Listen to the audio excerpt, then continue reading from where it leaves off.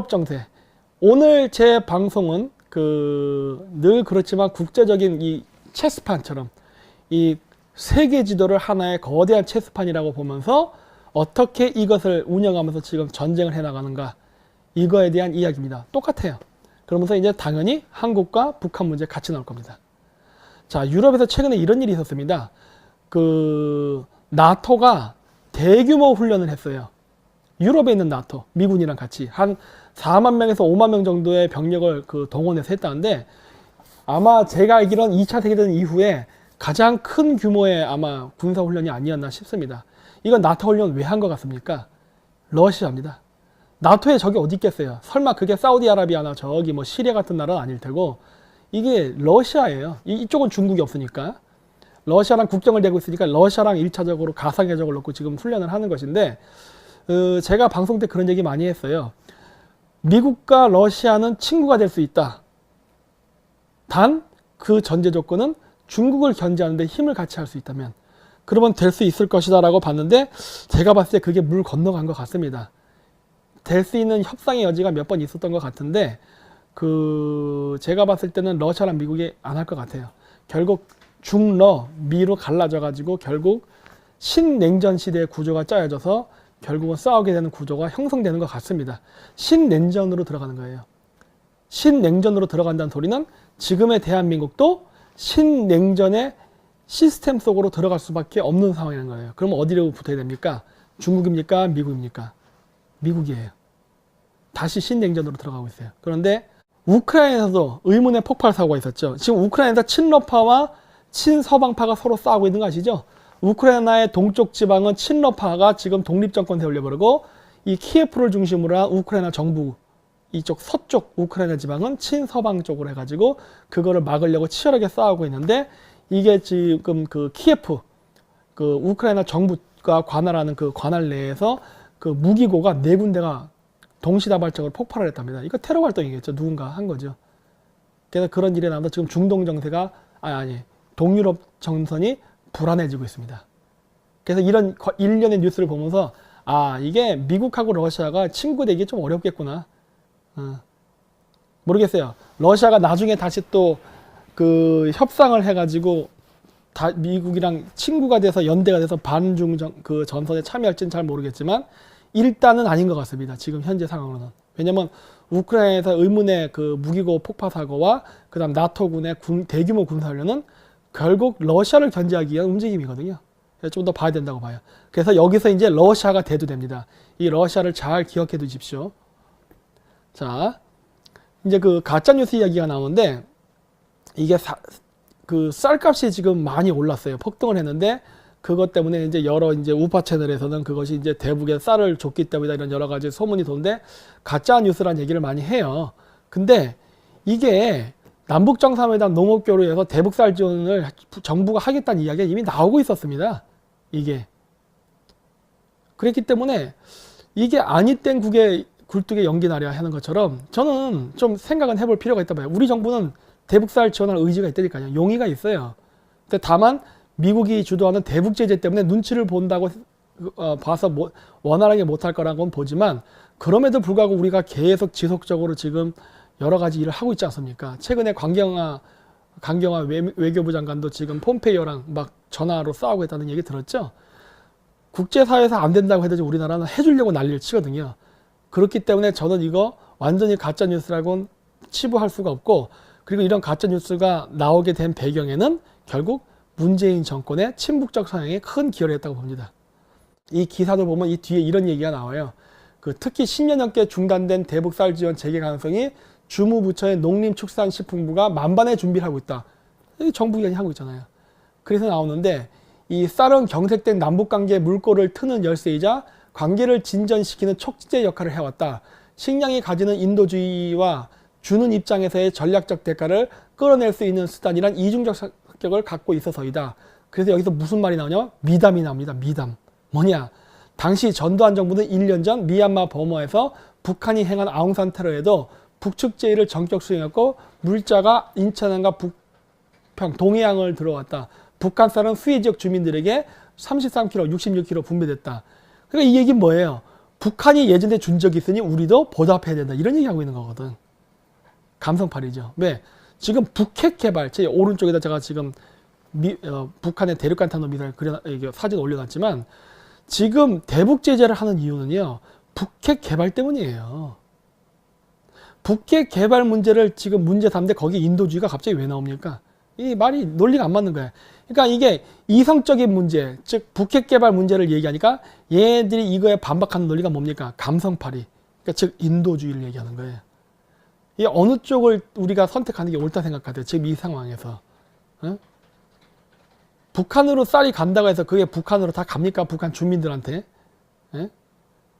그렇기 때문에 지금은 제재를 해야 되는 시기예요. 요게 JTBC에서 했던 팩트체크. JTBC가 팩트체크라는 프로그램을 이용해서 그 우파적 성향의 방송이나 뉴스를 전부 다 가짜 뉴스를 낙인 찍는 그 나팔수 역할을 하고 있죠. 그때도 나오는 게 뭡니까? 쌀, 방북단 체류비, 기름 퍼주기 3가지 루머 검증. 가짜라는 소리가 얘기하는 거 아니에요. 근데 이러한 이야기는 예전에도 있었어요. 자, 이거 보세요. 요거 보시면은 대북쌀 지원으로 쌀값 폭등. 이거 아니다라는 얘기하는 거예요. 그쵸? 근데 이런 식으로 팩트 체크를 해가지고 그때 가짜 뉴스를 몰려고 했던 것 중에 하나가 뭐냐? 제가 예전에 방송했던 비트코인입니다. 그때도 JTBC 팩트 체크에서 여기 보면 제목 나오죠? 정부 비트코인 거액 금액 송금 해가지고 이렇게 나온 거. 요거 저에 대한 내용이에요. 한번 동영상을 한번 보겠습니다. 청와대 국민청원 게시판에 올라온 글입니다. 임종석 비서실장이 가상통화로 북한에 거금을 줘서 미국에 걸렸다는 기사도 읽었다라고 쓰여 있습니다. 이런 내용은 여러 사이트와 페이스북, 트위터에 넓게 퍼졌습니다. 팩트체크에서 확인을 했습니다. 오대영 기자, 자세히 좀 설명을 해주실까요? 네, 청와대가 가상통화로 대북 송금을 했고 미국이 이걸 적발했다라는 내용입니다. 네. 미국의 금융감독청이 한국의 시중은행에 자료 제출을 요구했다는 상세한 정보도 포함이 되어 있습니다. 도대체 어디서 이런 얘기가 시작됐는지 역추적해봤습니다. 열흘 전 뉴스라는 이름을 단 한 유튜브 채널이 내보낸 내용입니다. 그 이후에 급속히 확산이 됐습니다. 네, 그러면 미국 금융감독청이 이런 사실을 적발했다는 거는 맞습니까? 아닙니다. 이 방송은 한 언론의 기사를 근거로 내세우고 있습니다. 네. 바로 이건데요. 미국 금융청 가상화폐 자금 세탁 우려, 은행의 자료 제출 요구라는 제목입니다. 그런데 정작 이 기사는 대북 송금과는 아무런 관련이 없습니다. 가상화폐 내부 규정을 점검한다라는 내용입니다. 제목만 발췌해서 만든 이야기입니다. 금융당국과 시중은행에 물어봤습니다. 대북 송금은 금시초문이라고 답했습니다. 네, 그러니까 앞서 청원 게시판에서 이런 내용의 기사를 읽었다라는 표현이 등장을 했는데요. 결국에는 네. 가짜 뉴스를 본 거였군요. 그렇습니다. 심지어 이런 주장까지 하는데 한번 들어보시죠. 네. 우리나라 정부가 샀습니다. 중소벤처기업부, 우정사업본부, 국민연금 이런 데서 돈을 쫙 투자해가지고 이 작업을 하려면 청와대, 금융감독원, 문재인의 핵심 지지층들이 사기의 대상이었어요, 이번에. 네, 청와대가 북한에 송금한 돈이 시세 조정으로 번 돈이라는 겁니다. 이들은 지난해 하반기에 국민연금이 가상통화를 사들여서 거품을 만들었다고 말하고 있습니다. 정부기관이 작전 세력이라는 주장까지 하는데 여러 루트를 확인해 보니 근거는 전혀 없었습니다. 네, 근데 이제 국민연금이 비트코인에 투자를 했다라는 얘기도 있었잖아요. 이것도 사실이 아닌 겁니까? 국민연금은 26억 원을 위탁펀드에 투자했습니다. 2016년에 그 전후에서 투자가 결정이 됐습니다. 네. 그리고 펀드 운용사가 이걸 가상통화 거래소 여러 곳에 분산 투자한 사실은 있습니다. 중소기업 벤처부도 2013년부터 시작해서 총 412억 원을 펀드에 넣었습니다. 이 펀드가 거래소에 투자를 한 상태입니다. 국민연금은 재원을 늘리자는 취지고 중소벤처기업부는 벤처기술을 지원한다는 목적이 있습니다. 네, 그러니까 결과적으로는 가상통화 거래소에 간접적으로 투자를 한 셈이군요. 네, 펀드에 모인 기금을 어디에 투자할지는 위탁 운용사가 결정할 권한을 갖고 네. 있습니다. 이 투자금에 대해서 모두 잃었다. 이런 루머까지 퍼지고 있습니다. 역시 사실이 아닙니다. 네, 팩트체크 오대영 기자였습니다. 자, 그래서 그때 당시에 이렇게 보도가 나갔었는데 그 지지층의 대다수 그 목소리 나온 거 있죠? 그 제 목소리입니다. 아마 지금 목소리 비교하시면 아실 거예요. 아, 그리고 저는 김정민 국제전략연구소인데 왜 글로벌 디펜스 뉴스로 나갑니까? 아니, 얘네들은 왜 자꾸 보도할 때 제 방송의 채널을 왜 자꾸 얘기를 안 해주지? 직접 얘기하세요, 저라고. 응? 왜 저를 얘기 안 하고 자꾸 빙빙 돌립니까? 뭐 뉴스타운이라든지 뭐 이렇게 글로벌 디펜스 뉴스라든지 그냥 김정민이 했다 딱 까세요. 이게 뭐냐면은 그때 당시에 국민청원입니다. 그때 당시에 제가 세본 것만 한 200개가 넘었었어요. 저를 그 소송하라는 이야기가 청와대에 엄청 많이 올라갔었어요, 그때. 소송하지. 왜 안 해? 자, 그때도 얘기했잖아요. 심지어 제가 직접 소송까지 했죠. 나를 소송 걸어라라고. 근데 그거 없어졌더라고요. 그래갖고 여기 보시면 심지어 제가 이렇게 제 이름까지 썼었어요. 응? 누가 그렇게 하길래. 나도 한번 이거 까고 싶다. CLS 계좌 한번 까면 되는데, 뭐 어려운 게 있냐. 우리 한번 까가지고 같이 조사해보자. 왜냐면 미국 재무부도 지금 북핵 개발 때문에 자금이 어떻게 오는지 굉장히 궁금해 하거든요. 같이 와서 조사하면 얼마나 좋냐. 내가 그럼 미국 재무부 사람들 부를게. 우리 같이 한번 조사해서 이 문재인 대통령을 음해하는 이런 가짜뉴스가 가짜라는 걸 확실하게 입증하면 문재인 정권도 좋은 거 아닙니까? 미국으로부터 신용관계도 회복하는 거고. 이참에 하면 어떨까 하는 거예요. 그래서 그때도 저도 이렇게 적극적으로 저를 소송하라고 그때 홍보했었죠. 물론 실패했습니다. 실패했을 뿐만 아니라 저는 이게 내부적으로 우파 사람들도 도와줄 줄 알았더니 웬걸 다 이거 가짜뉴스라고 했잖아요. 근데 어떻게 됐습니까? 나중에 미국에서 이런 얘기가 나왔지 않습니까? 먼저 그 이야기를 하기 전에 요걸 얘기하겠습니다. 제가 왜 비트코인 문제를 얘기하는가?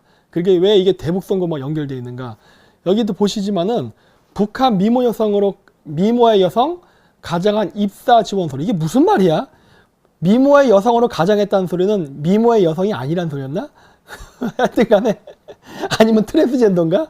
어쨌든 입사 지원서로 비트코인 거래소 해킹했다. 북한 애들이 공작원문에서 우리나라 거래소에 취직한 다음에 해킹했다는 뉴스가 나왔잖아요. 에? 비트코인 거래소 안에 북한의 스파이가 있었다니까. 또 어떤 뉴스가 있었습니까? 한국은 비트코인의 엑스맨, 북은 진정한 킬러. 같은 연결된 내용입니다. 그래서 북한 애들이 한국의 비트코인 거래소 시장을 노려가지고 저격을 했다는 이야기가 나오는 거예요. 근데 여기서 아까 JTBC에서 가짜 뉴스를 한 것 중에 뭐가 있었어요? 비트코인 사기 대상의 대부분이 문정권 지지층이었다. 맞습니다. 30대, 40대가 제일 많았어요. 걔네들 코 묻은 돈 다 훔쳐간 거 아닙니까? 그게 왜 가짜 뉴스입니까? 통계만 봐도 다 나오는데 사실이었지. 그 다음 두 번째, 국민연금 날라갔다. 정말 안 날라간 거 맞아요? 계속 빗썸이랑 따로 우리나라 비트코인 거래소 해킹 당했었죠? 그 돈 날라갔죠? 그 돈에는 국민연금 포함 안 돼 있습니까? 응? 날라갔잖아요. 지금은 국민연금 어때요? 지금 돈 벌고 있습니까? 이거 앞으로 국민연금 제가 받을 나이가 되면은 못 받게 됩니다. 못 받게 되는 건 단순한 저출산 문제만은 아니에요. 투자 실패가 굉장히 큰 요인을 차지하고 있습니다. 투자는 족족 돈이 날아가고 있어요. 저는 그것도 어떻게 의심하냐면 의도적 투자 실패라고 생각도 해요. 왜? 돈 빼돌리려고. 이런 일이 중앙아시아 제가 있던 나라에서 비일비재하게 일어났거든요. 똑같은 수법이야. 어쩌면 하는 짓이 이렇게 소비에트 스타일인지 모르겠어요. 네. 그렇기 때문에 의심하는 거예요. 자, 그리고 이게 문제의 JTBC에서 나왔던 기사예요. 미국 재무부입니다, 이게. 가상통화 자금, 북한 유입 우려, 한국은행에 보고 요구했다. 나오잖아요. 여기에 대해서 그 당시 우리나라에서 뭐라고 얘기했으니까, 여기 안 나오네? 일일이 대응하지 말라라고 했습니다. 개별적으로. 공식적으로 발표할 테니까 일일이 대응하지 말라. 그래서 JTBC의 사람들이 기자정신이 있었다면은 공식 기관에 물어보지 말고 따로 뒷담화로 인터뷰 까야죠. 녹취 따고 개인별로 접근해서. 왜? 그때 다 함구령 내였으니까. 이거 조사해야 된다고요. 그리고 가상화폐 자금 세탁 우려 두고 신경전 벌였잖아요. 그쵸? 미국에서는 이미 한국에서 북한이 가상화폐를 가지고 돈 세탁을 하는 것 같다는 혐의가 있어서 조사하려고 했다고요. 그랬으니까 미 재무부에서 사람이 2번인가 3번 왔었잖아요. 아까 이 여자, 요 여자. 왔었잖아요. 직접 왔잖아요. 그래서 분위기 험했잖아요. 응? 근데 뭘 아니라 그래. 그러니까 좀 JTBC에서도 정확하게 이 비트코인 문제를 파고들려면은 재무부의 인터뷰 왜 안 따? 미국 재무부 사람은 왜 온 거예요? 그건 재무부에 관련 저 여자를 만나서 인터뷰를 하면 돼요. 당신이 왜 왔었습니까? 왜? 뉴스가 그렇게 나오고 있잖아요. 지금 뉴스가. 그렇죠? 그래서 금융관계위원 그 관계자는 이번 회의에 대해 마약 조직이나 테러 조직에 블랙머니가 흘러 들어갈 수 있어 국제 공조를 통한 자금 세탁 방지에 초점을 맞췄다라고 했어요. 자, 여기서 보시면 나옵니다. 북한 나왔죠? 가상화폐 나왔어요. 마약 조직 나왔고 테러 조직 나왔습니다. 이거 왠 줄 알아요? 제가 예전에 또 여러 번 강의한 게 있었어요. 북한을 단순하게 그 물리적으로 해상 봉쇄를 해갖고는 북한의 북핵 개발을 저지할 수 없다. 왜? 북한이 돈을 벌어들이는 돈주머니는 오늘날은 북한 내부에 있는 게 물론 내부에도 있지만은 바깥에 많이 있기 때문이다. 그러면서 내가 무슨 얘기했어요? 얘네들 마약하고 커피 재배한다고 했잖아요. 주로 어디서 하느냐? 카톨릭하고 좀 관계가 있어요. 물론 좀 나오겠지만은 남미, 그 다음에 아프리카 열대우림 지역입니다. 근데 아프리카 열대우림 지역도 카톨릭 신자가 비율이 높은 지역에 해당하거든요. 그 지역에서 많이 재배해요. 그 지역에 좌파 혁명 정권을 세울 때 북한의 군간부, 특수부대, 그 다음에 무기 그걸 제공해서 좌파 정권을 설립하게 되면은 그 아프리카 가난하잖아요. 돈이 없거든. 그래서 거기에 대한 그 대금 결제를 땅을 제공해 줬다고요. 그럼 그 땅을 받아가지고 북한 애들이 거기다가 마약을 생산해가지고 그 마약을 팔았어요. 어디로? 주로 미국이나 유럽으로. 그래서 그 대금으로 핵 개발을 썼단 말이에요. 그게 여러 번 강의했죠. 똑같은 내용이잖아요. 지금 미국 재무부 한 얘기와 제가 얘기한 얘기 똑같잖아요. 근데 그게 이번에는 가상화폐로 우리나라 거래소에서 온갖 일이 있었던 거예요. 심지어는 우리나라 가상화폐 거래소 안에 북한 첩자까지 들어왔다 했잖아요. 그건 얘들 뭐 하고 있는 거야? 응? 조사해봐야죠. 미국도 의심하고 있잖아요. 그래서 미 의회 북한 가상화폐 통한 제재 회피 심각히 우려해가지고 여러 가지 문제점을 얘기했다고요. 그래서 메넨데즈 의원은 6일 상원은행이 청문회에서 VO, 그러니까 미국의 소리 기자와 만나 북한은 미국과 국제 제재를 회피하기 위해 여러 수단을 고안할 수 있다는 역량에 입증이 됐다며 특히 가상화폐 악용 가능성에 의회는 심각히 우려를 하고 있다고 말했습니다. 해가지고 이미 미국에서는 공식적으로 의회 차에서 이걸 토론하고 있었다니까. 근데 JTBC는 이걸 왜 가짜뉴스라고 보도하지? 그럼 미국의 소리는 우리나라도 있으니까 그럼 그쪽 기자 만나서 해보던지. 근데 흥미로운 거는 미국의 소리 기자 그때 옛날 때 북한 석탄 세탁해서 우리나라의 발전소에 썼다는 거 기자 보고한 거 쫓아내려고 했다 그런 얘기도 나왔죠. JTBC가 언제부터 그렇게 정부의 나팔수가 됐습니까? 응? JTBC의 설립 목적은 정부의 권력에 대항해서 진실된 언론을 원래 하는 게 목적 아닌가요? 근데 왜 오늘날 JTBC는 설립 취지와 다르게 이렇게 정권의 나팔수 노릇을 합니까? 응? 이거 말이 안 되는 거 아니에요, 지금? 메넨데즈 의원은 북한의 외화벌이 수단으로 가상화폐를 활용했다는 구체적인 정황을 금융과 정보기관을 통해 파악 중이라고 밝혔습니다. 북한이 외화벌이 수단으로 가상화폐를 활용했다는 주장은 지난해 12월 말 백악관을 통해 확인된 바 있습니다. 그렇죠? 요 정도까지 나올 때는요. 미국에서도 그냥 얘기하는 거 아닙니다. 이미 내부적으로는 정보기관에서 다 포착을 했지만 그거를 공식적으로 터뜨려서 즉 법에 의한 제재를 하기 위한 구체적 관련 증거법들을 그러니까 증거를 아직 안 했기 때문에 이렇게만 얘기하는 거예요. 근데 지금쯤은 다 가지고 있을 거예요. 지금쯤은. 최근에 나온 게 뭐였냐? 북한이 ATM 현금 탈취해서 가상화폐 활용한다. 계속 나와요. 북한이 가상화폐를 통해서 돈 세탁한다는 건 계속 나와요. 그래서 이게 그 당시의 뉴스입니다. 최근 미 국토안보부가 북한 해킹 그룹의 현금 자동 입출 금기를 겨냥한 현금 탈취 주의 경보를 발령했습니다. 이에 대해 국가안보국 NSA 출신 사이버 보안 전문가는 북한이 현금 탈취 후 북한으로 자금을 옮길 때 가상화폐를 사용했을 것으로 분석했습니다. 조은정 기자가 보도합니다. 미 국토안보부는 북한 정부가 지원하는 히든 코브라 해킹 그룹이 악성 코드를 이용해 현금 자동 인출기 ATM에서 현금을 빼돌리고 있다고 지난 2일 발표했습니다. 2016년 이후 아시아와 아프리카 은행을 상대로 북한이 빼돌린 돈은 수천만 달러에 달합니다. 이 거액의 돈이 북한으로 옮겨질 때 가상화폐가 활용됐을 것이라는 분석이 제기됐습니다. It's the anonymity, right, that North Korea actually cares about. It's the flexibility, right, in the system. All this can be done online without any humans involved. And we know that you can exchange dollars, right, virtually, right, for coins. 국가안보국 NSA에서 동아시아 태평양 사이버 안보 담당관을 지낸 모리우치 국장은 실제로 동유럽과 남미의 범죄 집단이 불법 자금을 세탁하는 데 가상화폐를 활용한 사례들이 있다고 설명했습니다. 북한은 지난해 전 세계 수십만 대의 컴퓨터를 감염시킨 워너크라이 공격 이후에도 자금을 옮기는 데 가상화폐를 활용했다고 모리우치 국장은 지적했습니다. Or I guess the only example really of how we know North Korea has used cryptocurrency came from the WannaCry attack. So 6 transactions in early August. Those Bitcoin were then moved into a mixer. 전문가들은 북한이 혁신적인 방법으로 사이버 공간에서 활동하고 있다며 미국이 각국 정부에 사이버 금융거래 관련 규제를 강화하도록 권고할 것을 제안했습니다. VOA 뉴스 조은정입니다. 자, 하나 더 볼게요. 북한이 중동 일대에서 여전히 불법 무기 거래를 일삼고 있다고 전문가들이 경고했습니다. 국제사회 제재망을 피해 제3국 대리인을 앞세워 외화벌이를 하고 있다는 겁니다. 박승혁 기자의 보도입니다. 시리아군의 화학무기 사용을 주제로 열린 국제전략문제연구소 토론회에 참석한 전문가들은 시리아 화학무기 확산의 책임이 일정 부분 북한에 있다고 밝혔습니다.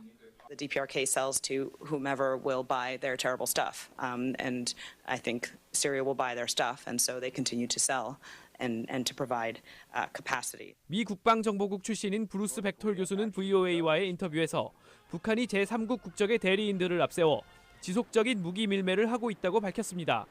이 거래망을 통해 북한이 한때 연간 10억 달러 이상의 수입을 올렸다는 것입니다. 따라서 백톨 교수는 대북 유엔 제재를 오히려 지금보다 강화해 북한의 불법 자금줄을 확실히 차단해야 한다고 주장했습니다. The key way to go after the North Korean proliferation is to go after the financial network that supports it. 현행 제재만으로는 북한을 대신해 돈벌이를 해주는 외국 개체들을 걸러내기 어렵기 때문에 최대 압박으로 볼 수 없다고 했습니다. So let's hope that that pressure increases, especially focused at those foreign entities that are working for North Korea. 실제로 북한은 최근까지 터키 기업과 무기 및 사치품을 불법 거래한 정황이 드러나 4일 미국 재무부의 추가 제재를 받기도 했습니다. 전문가들은 대북 협상에서 핵 못지않게 위험한 북한의 화학무기와 재래식 무기의 폐기도 함께 논의해야 한다고 강조했습니다. VOA 뉴스 박승혁입니다. 자, 어떻습니까? 똑같잖아요. 그러니까 그 가짜 뉴스가 아니지 않습니까? 미국에서도 조금씩 풀지요. 이거 압박하기 위해서 그런 거예요. 그러니까 이게 제가 이 비트코인 이야기를 처음에 했을 때에도 우파 채널에서 이거는 음모론이라고 했어요. 너무 지나친 비약이다. 근데 그렇지 않다는 게 지금 나오지 않습니까? 그때도 제가 얘기했죠. 북한 애들이 가상화폐를 가지고 한국에서 돈 세탁을 해가지고 그걸로 시리아다가 무기 판매 대금을 쓰는데 이용하고 있다. 그렇죠? 똑같은 얘기잖아요. 이 미국에서는 이미 이것이 일반에 대해서 나오던 얘기였어요. 그러니까 우리나라 쪽 사람들이 너무 미국 쪽 정보를 안 보는 것 같습니다. 특히 그 미국의 정보기관이라던가 그 다음에 각종 전략문제연구소 이런 데서 이미 이야기가 나오고 있었어요. 근데 왜 우리나라는 이런 걸 보지 않고 얘기를 하지? 그냥 보지 않고 그냥 머릿속으로 상상해서 얘기를 해버리잖아요. 그러면 안 되죠. 그래서 여기 보시면 이제 문재인 정권 시기 여러 가지 사건들이 발생하는데 여기 보시면 2017년 4월 12일에 북한이 매달 1억 원 이상의 비트코인을 확보했다는 뉴스가 나왔었고 9월 24일에는 강경화 감비아 외교장관과 회담 북핵 문제 협조 강화 이게 갑자기 나오면 여러분 생뚱맞을 거예요. 일단 다 읽겠습니다. 6월 17일에는 시리아 난민 1200명 불편한 시선에 숨죽이고 살아 뭐 이렇게 시리아 난민 이야기가 나오기 시작해요. 22일에는 제주도에 온 예멘 난민들을 우려하기 전에 생각해봐야 할 4가지. 어쨌든 예멘 난민이라는 이야기가 나옵니다. 8월 21일에는 뭐가 나오냐? 수수료로 받은 북한산 석탄, 대규모 북한 석탄 중개 대가, 뭐 수사의지 불투명 이런 북한의 석탄 세탁 이야기가 나와요. 일단 10월 4일에는 북한 해킹으로 거액을 훔쳐갔다. 10월 6일에는 북한 제재 피해 중동선 무기 장사한다. 이 모든 뉴스가 다 하나입니다. 이 모든 뉴스가 뭐예요? 북한이 핵 개발을 하기 위해서 필요한 자금을 비트코인을 통해서 조달을 받는데 그 조달되는 창구가 한국이며 그렇게 해서 무기 거래를 하는 대상 국가는 아프리카의 특히 예멘과 시리아 국가다예요. 이 기사는 하나의 기사예요. 이걸 따로따로 보면 안 됩니다. 하나의 통합된 몸체로 봐야 돼, 이 기사 자체를. 응? 그렇기 때문에 그때 당시 제가 얘기했던 비트코인 얘기는 그대로 다 나오는 거예요. 제가 했던 얘기 거의 그대로 다 나온 거예요, 기사에. 그렇죠? 무기거래 대금 결제. 그래서 아까 거기도 보면 그 나이 드신 그 벡터 교수님인가? 그분도 그 얘기 하잖아요. 북한의 비핵화를 막기 위해서 미국이 해야 될 가장 좋은 방법은 뭐냐? 자금줄을 끊는 것이다. 이것도 제가 똑같은 얘기 했죠. 어쩌면 이렇게 미우양 저랑 생각이 똑같은지 모르겠어요. 북한을 폭격한다 이런 것보다도 지금 가장 효과적으로 북한을 괴롭힐 수 있는 방법은 자금을 끊는 방법이에요. 그리고 지금 그 자금을 끊는 거는 지금 트럼프 행정부가 굉장히 잘하고 있습니다. 그걸 어디서 알 수 있는지 아십니까? 북한이 비트코인을, 그러니까 우리나라 비썸 이런 거래소 막 들어가고 뭐 이렇게 해킹한다든가 이런 게 아니라 북한 애들이 ATM기를 지금 해킹해서 앵벌이를 하고 있잖아요. 이거 은행 강도 짓이거든. 왜? 하다 이제 할 데가 없으니까 막히다 보니까 ATM기를 이제 해킹하는 쪽으로 가버린 거예요. 그러니까 북한도 굉장히 코너에 몰려 있는 것이죠. 하지만 트럼프는 뭐라 얘기합니까? 나는 김정은과 사랑에 빠졌다는 얘기를 하죠. 그랬더니 또 우리나라의 또 좌파 언론이나 뭐 미국 좌파 언론 포함해서 그 말을 갖고 시끄럽게 떠드는데 그런 거 보지 마세요. 정치는요, 권모술수를 쓸 줄 알아야 되는 겁니다. 트럼프가 말하는 거 듣지 말고 트럼프가 뭘 했나만 보세요. 완전히 북한을 옥죄고 있다니까요. 북한 정말 굉장히 지금 쪼달려요. 제가 보면은. 왜냐? 북한이 지금 이렇게까지 이 경제 봉쇄를 당해본 적이 없습니다. 진짜 굉장히 코너로 몰고 있어요. 자, 아까 그 제가 얘기했었죠. 강경화 외교부 장관이 앞쪽 기사 다시 앞으로 가볼게요. 여기 보시면은 강경화 감비아 외교장관과 회담 이런 얘기 나왔죠. 이 얘기가 뭘 의미하느냐? 그거 아십니까? 무기 거래하는 나라예요. 북한이랑 감비아, 잠비아, 시에라리온, 뭐 나이지리아, 콩고, 뭐 그 일대 국가 다 북한이랑 무기 거래하는 나라입니다. 왜 하필이면 거기 나라만 왔을까? 응? 자, 보실까요? 여기부터 보면 이제 여러 나라가 나오는데 작년 9월 유엔 그 전문가들이 아프리카 11개 나라, 그게 뭐냐? 앙골라, 베닌, 보스와나, 그 다음에 콩고 민주공화국, 에트리아, 말리, 모잠비크, 나미비아, 탄자니아, 우간다, 짐바브웨 등 이러한 11개의 국가가 북한과 무기거래, 그러니까 군사적 연대를 한 거 혐의가 있다는 거를 말했잖아요. 이게 무기거래예요, 얘들. 왜 북한과 무기거래하는 나라를 우리나라 외교부 장관이 만납니까? 왜? 돈 세탁해 주려고 그러는 거예요? 아니면 북한 무기 대신 퀵서비스 해주려는 거예요. 대금 결제는 간단합니다. 보통 어떤 식으로 하느냐? 자, 예를 들어 볼게요. 이건 제 상상인데 보통 이 아프리카 국가에다가 그런 어떻게 그러면은 그 대금 결제 지원을 해줬느냐? 과거 그 소비에트 국가나 이런 애들이 유니세프 같은 거 이용했어요. 국제기구. 왠지 아세요? 인도적 차원. 빨갱이들이 좋아하는 말 아니에요. 인도적 차원. 인도적 차원의 지원을 한다고 아프리카에다가 쌀이나 돈이나 이런 걸 지원해 줬습니다. 그게 무상 원조거든요. ODA. 그럼 그 무상 원조 자금이 무기 대금으로 쓰이는 거예요. 왜? 아프리카가 지불 능력이 없거든. 아프리카가 돈을 지불할 능력이 없으니까 유엔으로부터 돈을 받아요. 그 돈을 가지고 무기 대금 결제하고 있다고요. 우리나라 아프리카 국가에다 지금 ODA 지원하면 안 돼요. 이런 식으로. 우리나라가 아프리카에 ODA를 지금 해주거든요. 우리나라도 잘 먹고 잘 사는 나라거든요. 무상 원조 해주는데 우리나라가 아프리카에 무상 원조를 할 때는요. 북한이랑 무기 거래하는 나라는 빼야 됩니다. 그게 북핵 개발을 저지하는 방법 중에 하나예요. 왜? 우리가 북한이 무기 거래하는 아프리카 국가에다가 ODA, 무상 원조를 지원하게 되면 그 돈은 그대로 북한한테 갑니다. 아니죠. 수수료는 빼먹지. 수수료 떼고 어쨌든 북한으로 가요.